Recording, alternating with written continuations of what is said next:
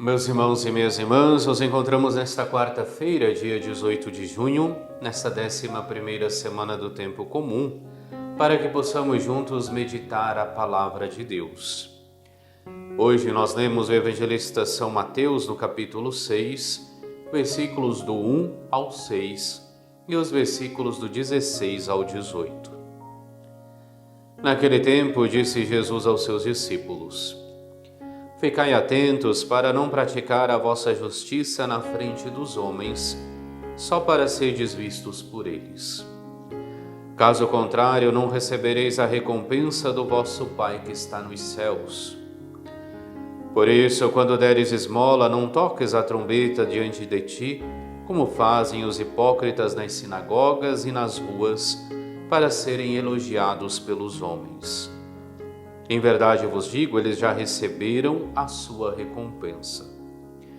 Ao contrário, quando deres esmola, que a tua mão esquerda não saiba o que faz a tua mão direita, de modo que a tua esmola fique oculta, e o teu Pai, que vê o que está oculto, te dará a recompensa.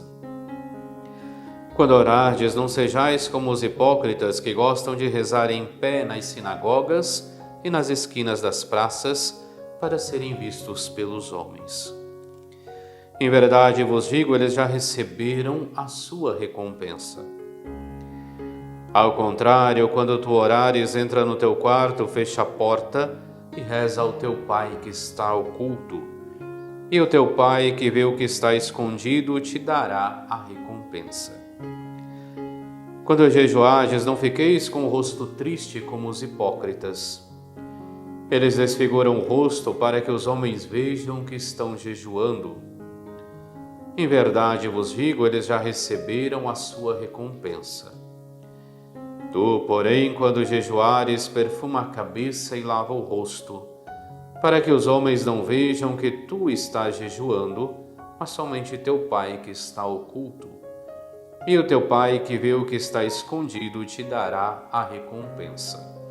Palavra da salvação, glória a vós, Senhor.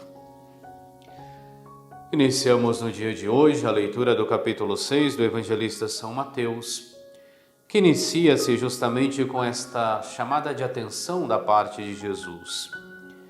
Ficai atentos para não praticar a vossa justiça na frente dos homens, só para serdes vistos por eles. De fato, na época de Jesus Cristo se vivia uma religiosidade muito do externalismo. Basta vermos as críticas que o próprio Cristo faz, falando dos fariseus que gostavam dos lugares de destaque, nos banquetes e dos primeiros lugares nas sinagogas, que rezavam nas praças para que todos os pudessem ver, que traziam longas franjas com passagens das Escrituras. E diante desta fé muito exterior, mas pouco radicada na própria vida, é onde Jesus faz este alerta. Deveis fazer tudo, deveis praticar a justiça, não para ser vistos pelos homens.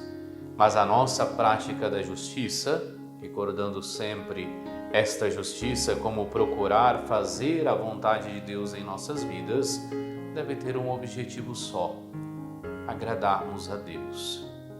E é nesse sentido que nós vemos Jesus que fala dessas três práticas, muito presentes na vida do povo de sua época e muito importantes também para a nossa caminhada de fé. A prática da esmola, a prática da caridade. E nós sabemos que, junto com a nossa fé, devem caminhar também as nossas obras. São Tiago nos fala: mostra-me a tua fé sem obras, que eu, pelas minhas obras, te mostrarei a minha fé. A fé e a ação devem caminhar juntas. E a principal ação que nós somos chamados a realizar e que parte desta consciência de sermos todos filhos e filhas de Deus é a caridade. É a esmola hoje, como nos fala Jesus. Mas não a esmola para ganharmos likes nas redes sociais.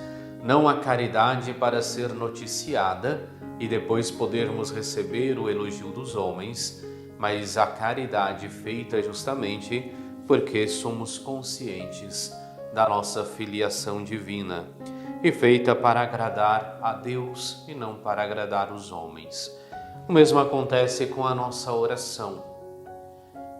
A nossa oração, ela também não deve ser feita unicamente para que os outros possam ver que estamos orando, mas deve ser este contato íntimo com Deus.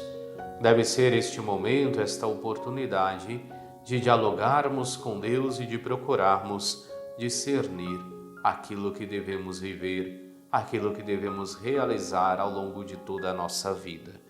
Por fim, o jejum. O jejum que quer recordar a penitência que nós devemos praticar. A penitência por abster-se, por deixar de fazer uma das refeições, a penitência muitas vezes por abster-se da carne, mas que tem justamente esse sentido de recordarmos o grande gesto de amor do Senhor que envia para nós o seu Filho, que depois dá a sua vida para nos salvar. E diante de tão grande mistério de amor, nós oferecemos ao Senhor a nossa penitência através do jejum. Mas é claro, é importante frisarmos aquilo que fala o Senhor. E o teu Pai, que vê o que está escondido, te dará a recompensa. Porque a recompensa que buscamos não é o elogio dos homens. A recompensa que buscamos não é agradarmos aos homens, mas é justamente o reino dos céus.